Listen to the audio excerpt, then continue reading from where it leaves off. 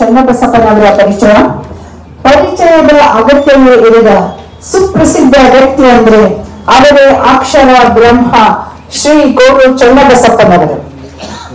18/5/1930 ಚಿಕ್ಕಮಗಳೂರು ಜಿಲ್ಲೆ ರುದ್ರಪ್ಪ ಗಿರಿಗೌಡರ ಹಾಗೂ ಅಕ್ಕಮ್ಮ ರುದ್ರಪ್ಪ ದಂಪತಿಗಳ ಮಗನಾಗಿ ಹುಟ್ಟಿದ ಗೋರೂಚರವರ ಪೂರ್ಣ ಹೆಸರು ಗೊಂಡೇರಹಳ್ಳಿ ರುದ್ರಪ್ಪ ಚನ್ನಬಸಪ್ಪ. ಬೀರೂರು ಪ್ರದೇಶದಲ್ಲಿ ಪ್ರೌಢ ಶಿಕ್ಷಣ ಮುಗಿಸಿ ಶಿಕ್ಷಣ ವಿಸ್ತಾರ ಅಧಿಕಾರಿಗಳಾಗಿ ವಾರ್ತಾ ಮತ್ತು ಪ್ರಚಾರ ಇಲಾಖೆಯ ಪ್ರಕಟಣೆಗಳ ಸಂಪಾದಕರಾಗಿ ಭಾರತ ಜನಸಂಖ್ಯಾ ಯೋಜನೆಯ ಉಪನಿರ್ದೇಶಕರಾಗಿ ಮೇ 18, 1988 ನಿವೃತ್ತರಾದರು. ಕನ್ನಡ ಸಾಹಿತ್ಯ ಪರಿಷತ್ತಿನ ಸಂಚಾಲಕರಾಗಿ, ಸಂಪಾದಕರಾಗಿ, ಗೌರವ ಕಾರ್ಯದರ್ಶಿಗಳಾಗಿ 3 ಸಮ್ಮೇಳನಗಳನ್ನು ಮಾಡಿದ ಕೀರ್ತಿ ಶ್ರೀಯುತರಿಗಿದೆ. ಅದೇ ಕನ್ನಡ ಸಾಹಿತ್ಯ ಪರಿಷತ್ತಿನ ಅಧ್ಯಕ್ಷರಾಗಿಯೂ ಕಾರ್ಯನಿರ್ವಹಿಸಿದ್ದಾರೆ.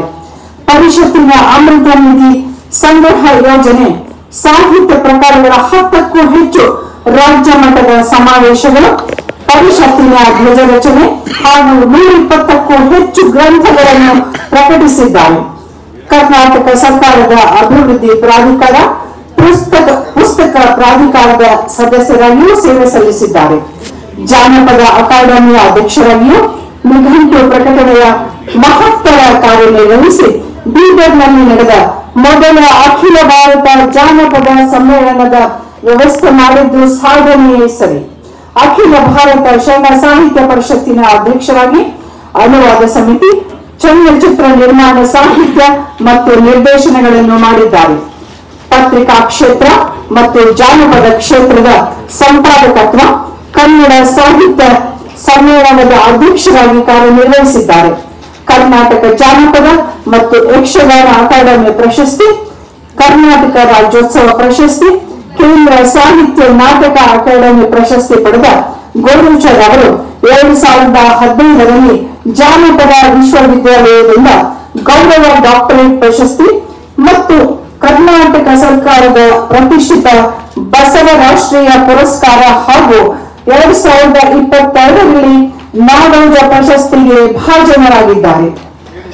ಶ್ರೀಯುತರಿಗೆ ಇಷ್ಟೊಂದು ಸಾಧನೆ ಮಾಡಿದಂತಹ ಶ್ರೀಯುತರಿಗೆ ಈ ದಿನ ನಮ್ಮ ಬಸವ ಸಮಿತಿಯಿಂದ ಬಸವ ವಿಭೂಷಣ ಪ್ರಶಸ್ತಿಯನ್ನು ನೀಡಿ ಸನ್ಮಾನಿಸಲಾಗುತ್ತದೆ. ಇದು ನಮಗೆ ಅತ್ಯಂತ ಹೆಮ್ಮೆಯ ವಿಷಯವೇ ಸರಿ. ವಂದನೆಗಳು.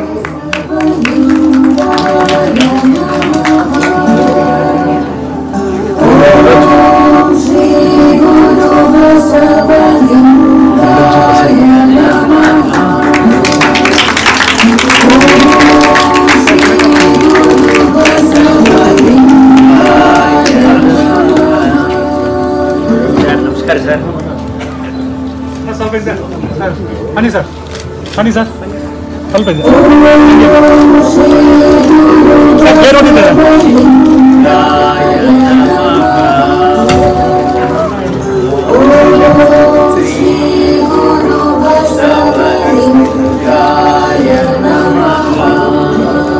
ಗುರುಚರಣದಲ್ಲಿ ಪ್ರಣಾಮಗಳು.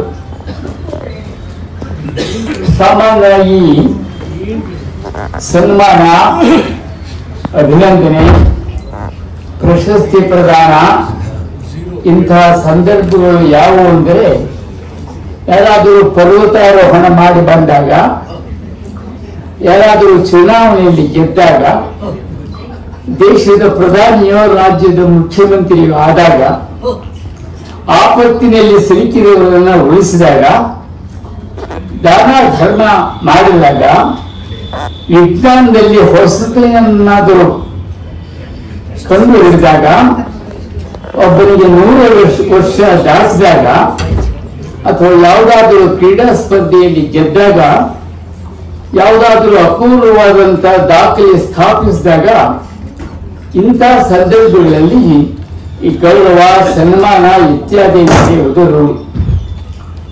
ಆದರೆ ಈ ಪಟ್ಟಿಯಲ್ಲಿರುವ ಯಾವುದಕ್ಕೂ ಸಲ್ಲದ ನನಗೆ ಬಸವ ಸಮಿತಿಯವರು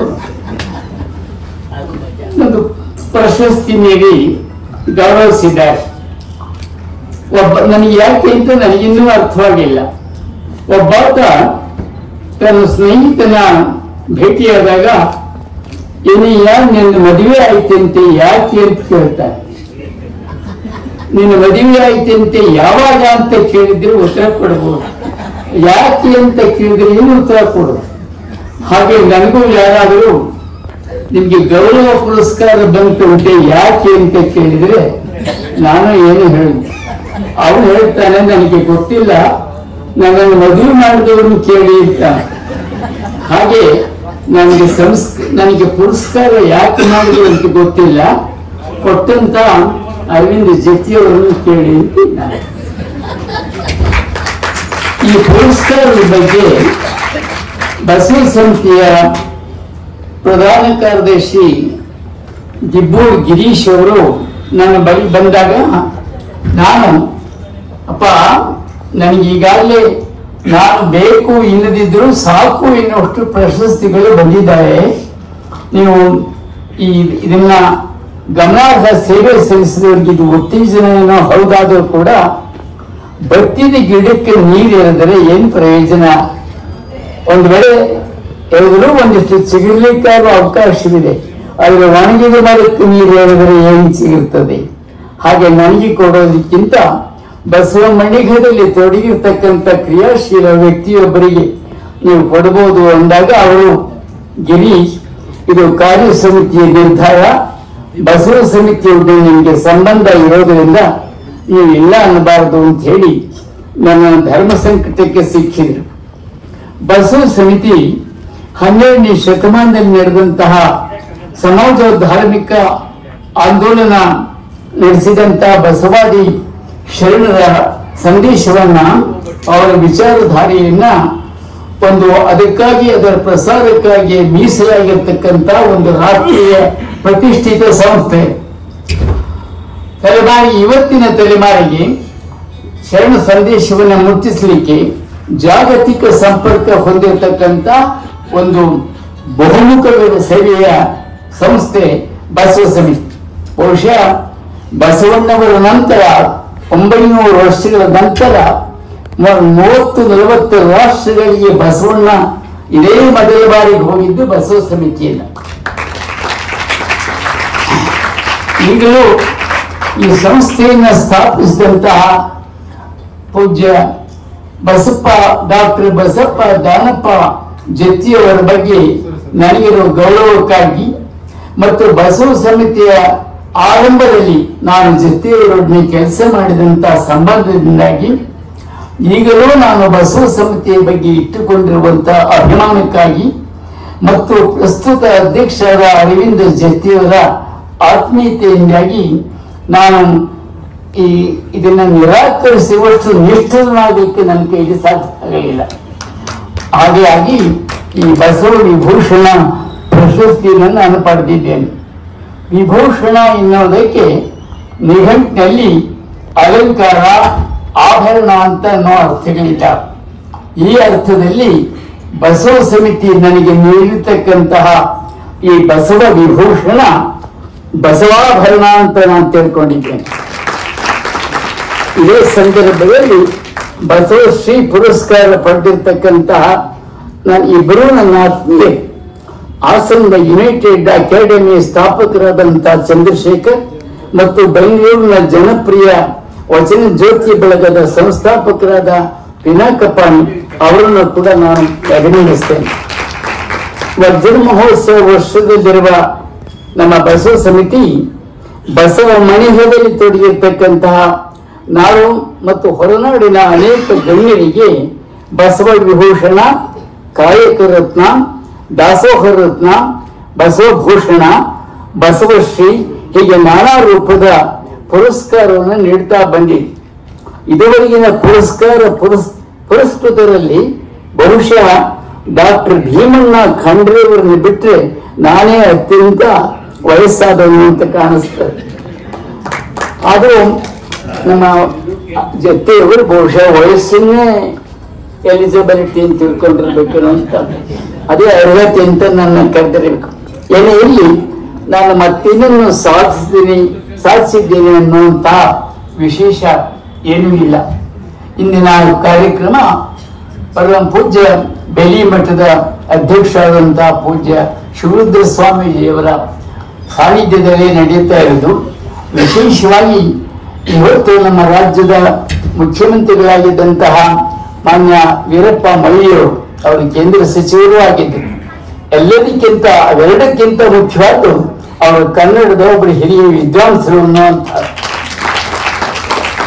ರಾಜಕಾರಣಿಗಳಿಗೆ ಸಾಹಿತ್ಯ ಸಂಸ್ಕಾರ ಇದ್ದರೆ ಏನೆಲ್ಲ ಕೆಲಸ ನಡೆಯಬಹುದು ಅನ್ನೋದಕ್ಕೆ ಮಾನ್ಯ ಮೊಯ್ಲಿಯವರು ಸಾಕ್ಷಿ. ಅವರು ಈ ಹೊತ್ತು ಇರೋದು ನನಗೆ ತುಂಬಾ ಸಂತೋಷವನ್ನ ಉಂಟು ಮಾಡಿತು. ಇಂದಿನ ಕಾರ್ಯಕ್ರಮದ ಕರಿಯೋಲಿ ಇದೆಯಲ್ಲಿ ಅಲ್ಲಿದೆ. ಕರಿಯೋಲೆಯ ಮುಖಭಾಗದಲ್ಲಿ ಬಿಡಿ ಜತ್ತಿಯವರ ಹಣೆಗೆ ವಿಭೂತಿ ಧರಿಸ್ತಾ ಇರುವಂತ ಒಂದು ಚಿತ್ರ ಇದೆ. ಬಹುಶಃ ಇದು ಲಿಂಗೈಕ್ಯ ಜತ್ತಿಯವರ ಅನುಭೂತಿಯೇ ಈ ವಿಭೂತಿ ಅಂತ ನಾನು ಭಾವಿಸಿದ್ದೇನೆ.